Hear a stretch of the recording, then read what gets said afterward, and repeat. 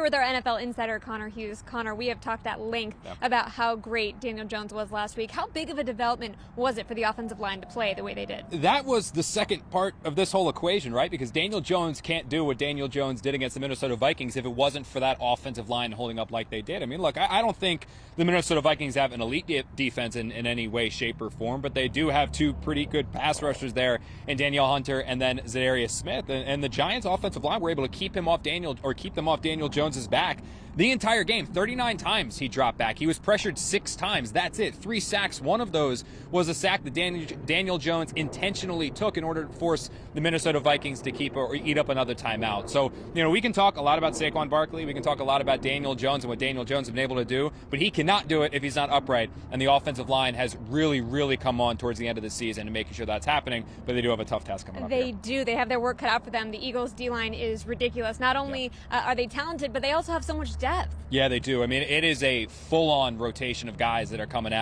going to be coming at Daniel Jones, right? I mean, they've got Fletcher Cox, who's a dominant player, Josh Sweat, dominant player, Hargrave, dominant player, Reddick, dominant player. I mean, they are just over and over and over. And that's not even talking about Ndamukong Suh, Robert Quinn. I mean, 4 different players on this Eagles defensive line had 10-plus sacks. As a total, they set a team record with 70 sacks. I mean, they just have a chance or the ability to completely and totally wreck a game. So look, it was definitely a feather in the cap of this Giants offensive line that they were able to control or at least keep the Vikings off of Daniel Jones's back.